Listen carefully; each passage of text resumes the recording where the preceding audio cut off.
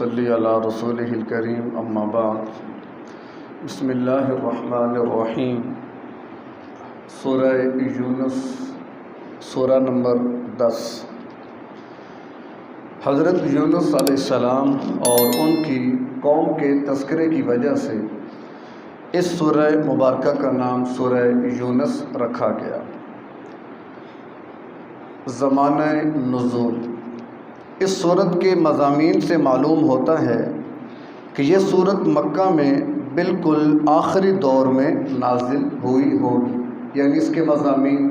اور اس میں جو تفصیلات بیان کی گئی ہیں اس سے یہ معلوم ہوتا ہے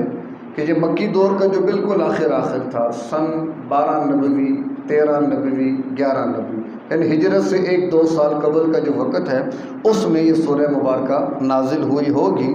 کیونکہ اس کے انداز کلام سے یہ معلوم ہوتا ہے کہ مخالفین کی طرف سے مزاحمت پوری شدت اختیار کر چکی تھی، جیسا کہ پیچھے تفصیل گزر چکی ہے اس کی، اور نبی اور مسلمانوں کو اپنے درمیان وہ برداشت کرنے کے لیے تیار نہیں تھے، اور صورتحال یہ بن چکی تھی کہ اب ان سے مزید ایمان لانے کی امید بھی نہیں رہی۔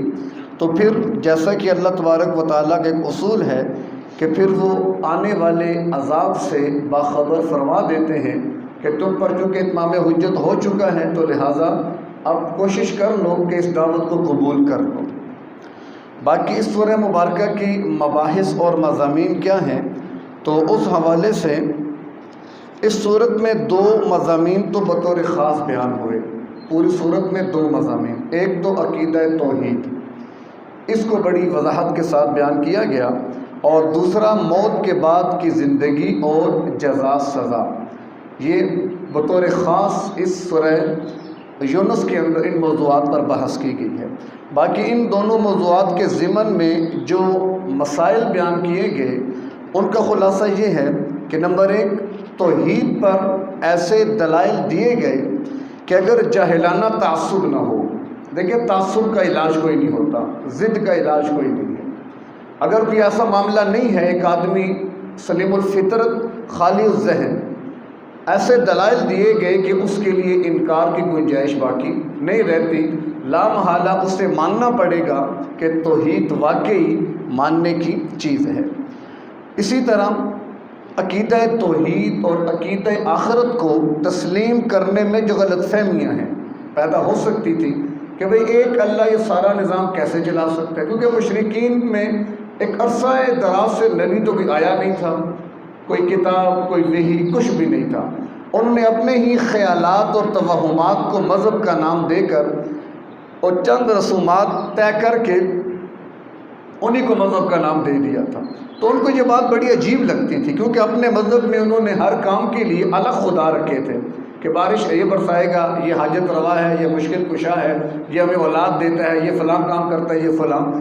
اتنے سارے کام ہیں۔ تو ایک بلکہ سورہ صاد میں آتا بھی ہے اجعل الآلہۃ الہا واحدا ان ھذا لشیء عجاب، کہ سارے خداؤں کو ایک کر لیں، یہ کتنی عجیب بات کرتے ہیں محمد، کہ سارے کام ایک اللہ کیسے کرے؟ تو اس بنیاد پر غلط فہمیاں ہوتی تھیں، ان کا ازالہ کیا گیا، اور ایسی عقیدہ آخرت کہ مشرکین کہتے تھے کہ ہمارے بڑے دنیا سے گئے، نام و نشان مٹ گیا، ہمارا مٹ جائے گا، ہڈیاں بوسیدہ ہو جاتی ہیں، تو پھر کہاں کی آخرت، کہاں کا جزا، کہاں کی سزا؟ تو مختلف ان کو پھر خدشات پیدا ہوتے تھے۔ تو ان یعنی عقیدہ توحید اور عقیدہ آخرت کی بنیاد پر جو غلط فہمیاں پیدا ہو سکتی تھیں یا ہوئی تھی، تو ان کا بھی اس سورہ مبارکہ میں ازالہ کر دیا گیا۔ اسی طرح آپ صلی اللہ علیہ وسلم کی رسالت اور دین پر کیے جانے والے جو اعتراضات تھے ان کے جواب، یعنی کہ دیکھیں کل ہمارے ساتھ تھے، اٹھتے بیٹھتے ہمارے ساتھ تھے، چلتے پھرتے کھاتے پیتے، اچانک کہہ رہے میں نبی بن گیا ہوں۔ کیا کوئی انسان بشر بھی نبی ہو سکتا ہے؟ نبی تو کہ فرشتہ ہو یا فرشتہ اس کے ساتھ اترا ہو، تو یہ کیا کل ہم گٹھے کھیلتے تھے، آج یہ کہہ رہے میں نبی بن گیا ہوں؟ تو مختلف اعتراضات آپ صلی اللہ علیہ وسلم کی رسالت پر اور اسلام پر، تو ان کا بھی اس میں جواب دیا گیا۔ اسی طرح آخرت کی زندگی کے اندر پیش آنے والے احوال بیان کیے گئے کہ دیکھو مرنا، مرنے کے بعد قبر، قبر کے بعد آگے حشر نشر، جتنے مسائل ہیں ان سب کی اللہ تبارک و تعالیٰ نے تفصیل بیان کر دی تاکہ بعد میں کوئی یہ نہ کہے کہ ہمیں پتہ نہیں تھا۔ یعنی حجت تام کر دی اللہ نے، عذر لا علمی کا ختم کر دیا، ہر چیز اللہ تبارک و تعالیٰ نے واضح فرما دی تاکہ ایک تو انسان غفلت سے نکل آئے اور دوسرا کل کوئی شکوہ نہ کرے کہ ہمیں پتہ ہی نہیں تھا۔ اور اسی طرح اس بات پر بھی تنبیہ کی گئی اس سورہ مبارکہ میں کہ موجودہ زندگی جو ہے یہ دارالامتحان ہے، اور مہلت کتنی ہے ہمارے پاس؟ جب تک یہ سانس دنیا میں چل رہی ہے، بس جب تک سانس اس وقت تک چانس، جب سانس گیا تو چانس بھی گیا، ختم۔ تو ایک تو ہم دارالامتحان اور دارالآزمائش میں ہیں، اور دوسرا مہلت کب تک ہے؟ جب تک ہم یہاں پر زندہ ہیں۔ جب چلے گئے دنیا سے تو مہلت پھر کیا ہو جائے گی؟ ختم ہو جائے گی۔ پھر اسی طرح اس سورہ مبارکہ میں حضرت نوح علیہ السلام کا قصہ مختصر، جبکہ حضرت موسیٰ علیہ السلام کا قصہ تھوڑی تفصیل کے ساتھ بیان کیا گیا۔ اب یہ دو قصے کیوں لائے گئے؟ اس سے 4 قسم کے فائدے حاصل ہوتے ہیں۔ پہلا فائدہ یہ کہ اللہ تبارک و تعالیٰ نے گویا مشرکین عرب پر یہ بات واضح کر دی کہ دیکھو جو معاملات تم میرے پیغمبر کے ساتھ کر رہے ہو، یہی معاملات حضرت نوح علیہ السلام کے ساتھ ان کی قوم نے کیے اور موسیٰ علیہ السلام کے ساتھ ان کی قوم نے کیے۔ پھر ان کا کیا انجام ہوا اور تمہیں پتہ ہے۔ نوح علیہ السلام کی قوم بھی پانیوں میں غرق ہوئی، اور موسیٰ علیہ السلام کے مقابلے میں آنے والا فرعون پانیوں میں غرق ہوا، تو گویا ان کا انجام بد تمہارے سامنے ہونا چاہیے۔ تو یہ 2 واقعات بیان کر کے ایک تو یہ ان کو تنبیہ کر دی کہ دیکھو جو معاملات تم میرے نبی سے کر رہے ہو، یہی معاملات اس سے پہلے نوح علیہ السلام اور موسیٰ علیہ السلام سے ہو چکے ہیں۔ پھر کیا ہوا تھا وہ دیکھ لو۔ ایک فائدہ تو یہ۔ دوسرا فائدہ کہ مسلمانوں کی اس وقت کی جو بے بسی کا عالم ہے، ظاہر مکی دور میں آپ صلی اللہ علیہ وسلم و صحابہ بے بسی کے عالم میں رہے، کوئی اقدام نہیں کیا، حتیٰ کہ کفو ایدیکم کا ایسا حکم تھا اللہ کی طرف سے کہ اگر مشرکین تمہارے ٹکڑے بھی کر دیں تم نے آہ بھی نہیں کرنی، بس برداشت کرنا ہے، برداشت۔ یعنی اللہ تبارک و تعالیٰ نے یہ قصے 2 جب بیان فرمائے تو یہ فائدہ بھی ملا کہ دیکھو بنی اسرائیل بھی بڑے بے بس تھے، اور نوح علیہ السلام بھی بڑی بے بسی کے عالم اور بے چارگی کے عالم میں تھے۔ ان کی دعا ربی انی مغلوب فانتصر، کہ یا اللہ میں تو مارا گیا، میں تو مغلوب ہو گیا، اب تو میری مدد کر دیں۔ تو یعنی کہ جیسے جو اللہ نوح علیہ السلام اور موسیٰ علیہ السلام کی پشت پر تھا، وہی اللہ محمد صلی اللہ علیہ وسلم اور مسلمانوں کی پشت پر بھی ہے، یاد رکھنا۔ پھر ان کی قوم کا کیا حشر ہوا، تمہارا بھی یہ حشر ہو سکتا ہے۔ تیسرا فائدہ کہ یہ بھی ہو سکتا ہے کہ جب تمہارے سامنے حقیقت واضح ہو جائے، جیسا کہ فرعون کے سامنے حقیقت واضح ہو گئی تھی، پانی میں لگے نا تو 4 غوطے، آنکھیں کھل گئیں، نظر آ گیا آگے کا منظر،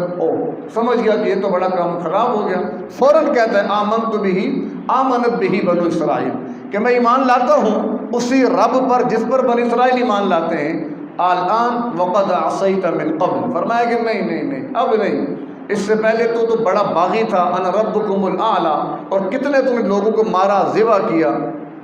اب نہیں، اب تیرا ایمان کو قابل قبول نہیں۔ تو گویا کہ ان کو بھی تنبیہ ہو گئی اس پر کہ ایسا نہ ہو کہ جب تمہیں بھی آئینہ ہوتے تو پھر تم بھی کہو جی اب ہم بھی ایمان لاتے ہیں، تو اس وقت تمہارا پھر ایمان قابل اعتبار نہیں ہوگا۔ اور اسی طرح چوتھا فائدہ یہ ہوا کہ اس میں مسلمانوں کے لیے اور آپ صلی اللہ تعالیٰ علیہ وسلم کے لیے کیا ہے، تسلی کا سامان ہے کہ آپ پریشان نہ ہوں، غمگین نہ ہوں۔ نوح علیہ السلام نے بھی تقریباً 950 سال، کہنا بڑا آسان ہے، ہم 2 یا 3 مرتبہ کسی کے دروازے پہ جائیں نا تو پھر ہمارا جی نہیں چاہتا وہاں جانے کا، اس سے ملنے کا بھی جی نہیں چاہتا، یار 2-3 چکر لگائے، بات سننے کو تیار نہیں ہے۔ تو سوچے نوح علیہ السلام ایک بندے کے پاس کتنی بار گئے ہوں گے، 950 سال صرف تبلیغ کی عمر ہے جس میں آپ نے لوگوں کو حق اور دین کی دعوت دی ہے۔ تو اب 950 سال کیا حالات رہے، تو گویا کہ مسلمانوں کو اس میں تسلی دی جا رہی ہے کہ تم پر ویسے حالات نہیں آئے، ابھی تمہیں 13 سال ہی ہوئے دعوت دیتے ہوئے، انہوں نے 950 سال کا عرصہ لگا دیا، اور کتنے لوگ مسلمان ہوئے، قول مشہور تو یہی ہے کہ 80-82 لوگ مسلمان ہوئے، جبکہ بعض علماء کی یہ رائے نادر رائے ہے، وہ یہ بھی ہے کہ صرف 3 بیٹے مسلمان ہوئے تھے، کیونکہ تاریخ میں چوتھا کوئی نام کوئی کردار ملتا ہی نہیں ہے اس دور کا آپ کے 3 بیٹوں کے علاوہ۔ اور ویسے بھی آپ کو ابو البشر ثانی کہا جاتا ہے، کیوں کہ آدم علیہ السلام سے نوح علیہ السلام تک کا 1000 سال کا زمانہ، پھر اس وقت روئے زمین پر جتنے بھی انسان آباد تھے، جب طوفان نوح آیا تو جو بھی غیر مسلم تھے سب ختم ہو گئے تھے، صرف آپ کے 3 بیٹے جو مسلمان ہوئے، پھر ان سے آپ کی آگے نسل چلتی ہے۔ تو بعض علماء نے ایک قول لکھا ہے کہ ہو سکتا ہے کہ 3 ہی مسلمان ہوئے ہوں، باقی تو زوجین اثنین کہ پرند چرند درندے ان کے جوڑے جوڑے آپ نے اس میں شامل کر لیا۔ بار کیا 80-82 جو کہ مشہور قول ہے، تو 950 سال کی محنت میں 80-82 لوگوں کا مسلمان ہونا، یہ کیا پرسنٹیج نکلتی ہے؟ انسان سوچے نا، گویا کہ 150 سال جا کر دعوت دی تو ایک بندہ مان گیا، پھر 50 سال لگا رہے دوسرے بندے نے بات مانی، تو گویا کہ اس میں وہ پورا منظر سامنے رکھیں کہ کتنے مشکل حالات میں نوح علیہ السلام نے تبلیغ فرمائی۔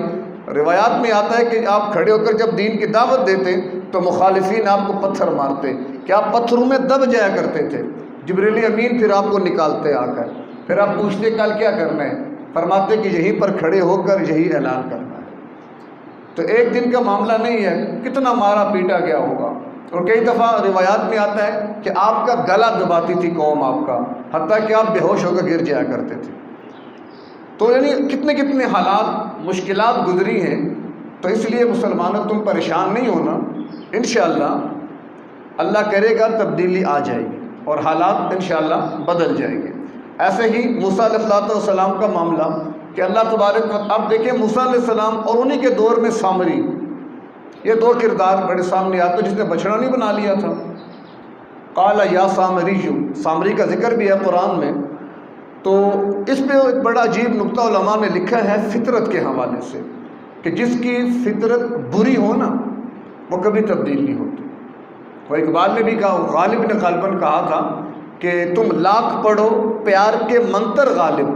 جس کی فطرت میں ہو ڈسنا وہ ڈسا کرتے ہیں۔ تو وہی معاملہ تھا کہ اب دیکھیں اس میں موسیٰ علیہ السلام جب پتہ چلا فرعون کو کہ میری بستی میں میری مملکت میں ایک بچہ آئے گا بنی اسرائیل میں سے جو میری سلطنت کے خاتمے کا باعث بن جائے گا، اس نے کابینہ بلا لی، کیا کریں؟ کہا جی بچے پیدا ہی نہ ہوں ہی نہ، اگر ہوں تو مار دو، اللہ خیر صلی اللہ۔ اکبر الآبادی نے بھی کہا تھا نا، یوں قتل سے بچوں کے وہ بدنام نہ ہوتا، افسوس کہ فرعون کو کالج کی نہ سوجھی۔ یعنی اکبر الآبادی نے جب اسکول کالج کے حالات دیکھے نا، یونیورسٹیوں کے حالات، تو پھر اس نے یہ شعر لکھا کہ فرعون نہ سمجھتا، اگر وہ مصر میں ایک یونیورسٹی بنا لیتا، کالج بنا لیتا، اسکول بنا لیتا نا، تو اسے بندے مارنے کی ضرورت ہی نہیں تھی، کہ اس نظام تعلیم میں جا کے ویسے بندہ مر جاتا ہے۔ تو برکت انہوں نے اپنی ساری کوشش کی، مارنے لگے، بچے ذبح بھی ہوتے رہے، بس جیسے اللہ کا امر ہو، تو اللہ نے اسی کے دربار میں فرعون کی زیر سرپرستی موسیٰ علیہ السلام کو پروان چڑھایا۔ گویا موسیٰ علیہ السلام کی تربیت پرورش کس نے کی؟ فرعون نے اور اس کے دربار میں درباریوں نے۔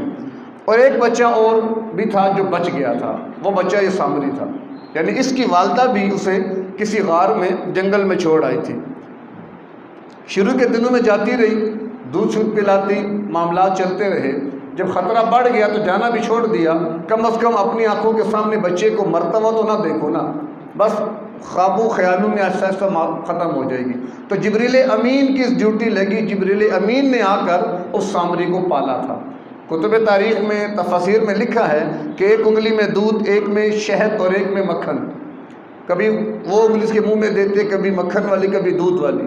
تو وہاں پر جبریل امین نے اس سامری کی تربیت کی ہے۔ اب اس کے بعد نتائج کیا نکلے کہ ایک ہے موسیٰ اور ایک ہے سامری۔ پھر سامری نے کیا کیا،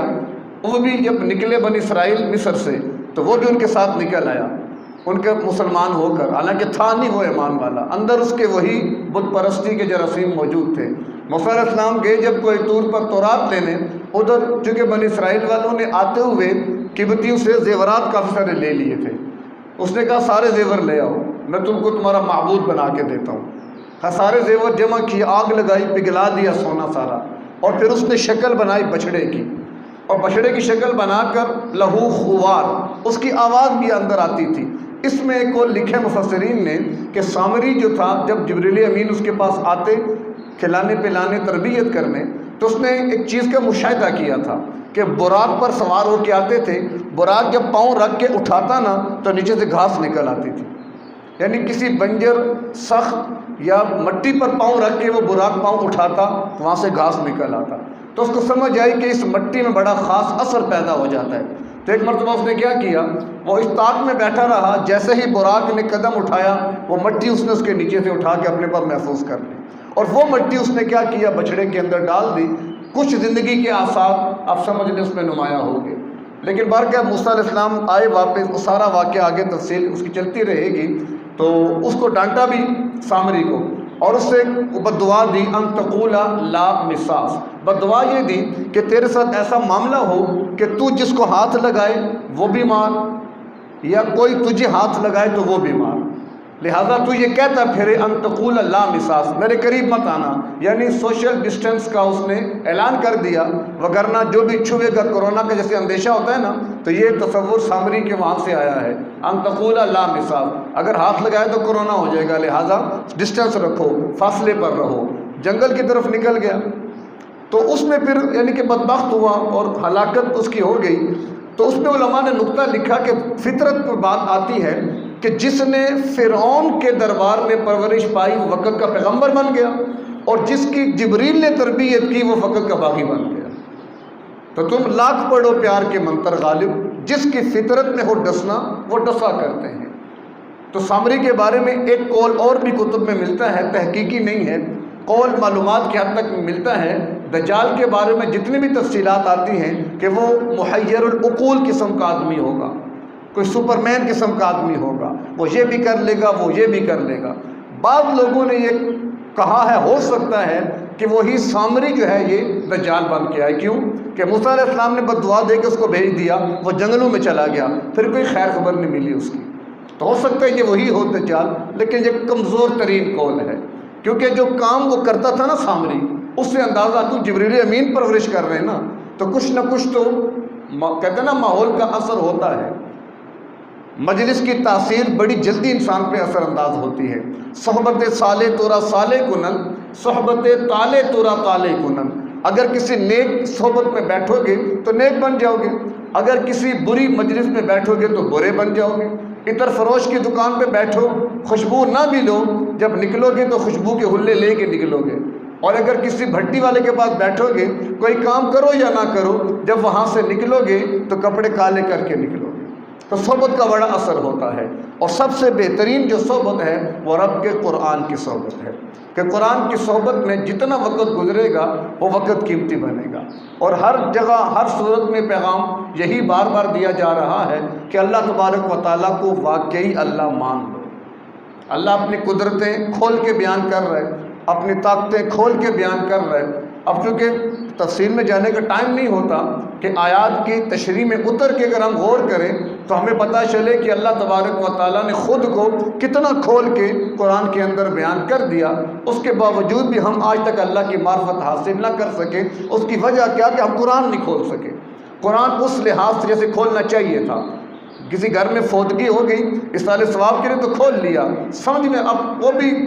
گھر والے کدھر کھولتے ہیں، ہمیں فونیں آتی ہیں بچے بھیجو جی قرآن خوانی کے لیے، گھر کا ایک فرد بیٹھ کے قرآن نہیں پڑھتا، وہ کام میں لگے ہوئے ہیں جی، دو چار وہاں کھڑے دو چار وہاں کھڑے، بچے بٹھا ہوئے ہیں۔ اب بچے کیا کر رہے ہیں، کبھی ہم بھی بچے تھے، وہ کیا کرتے ہیں سب کو پتہ ہی ہے، ایک صفحہ پڑھ کے 3 آگے، 2 پڑھ کے 6 آگے، 6 پڑھ کے 4 آگے، آدھے گھنٹے میں وہ قرآن پڑھائے جی، ہم بھی خوش ہو گئے، واہ جی واہ، رسم پوری کرنی ہے نا، کون سا کوئی عبادت ہے، تو جیسے تیسے پوری ہوتی ہے کر لو۔ تو یہ ہمارے مقاصد قرآن کے رہ گئے، تو دکان بنائی، مکان بنایا، حصول برکت لے آؤ قرآن، کوئی شک نہیں اصال ثواب بھی ہوگا، برکت بھی ہوگی، رحمت بھی ہوگی، مقصد نہیں پورا ہوگا۔ مقصد کب پورا ہوگا، جب قرآن کے آفاقی پیغام کو سمجھ کر پھر اس کے مطابق ہم زندگی بسر بھی کریں۔ یہ چیزیں میرے اور آپ کے لیے صرف علمی تشنگی کے لیے نہیں ہیں کہ ہماری معلومات میں اضافہ ہو جائے، عمل کے اندر بھی، یعنی جو معلومات ہیں وہ معمولات کے اندر آ جائیں، اصل یہ ہے۔ اور اس کے لیے ظاہر ایک فکر چاہیے کہ ہم واقعی خود کو محتاج سمجھ کر، فکر مند ہو کر کہ ہم اس رمضان کی برکت سے اور اس قرآن کی برکت سے اپنی عملی زندگی کو اتنا اچھا بنا لیں کہ ہم اللہ کو پسند آ جائیں۔ بس جس کو اللہ نے پسند کر لیا اس کے تو پھر کیا ہی کہنے۔ تو اللہ ہمیں قرآن کا یہ نور، یہ فہم اور یہ تعلق نصیب فرمائے۔ وآخر دعوانا ان الحمد للہ رب العالمین۔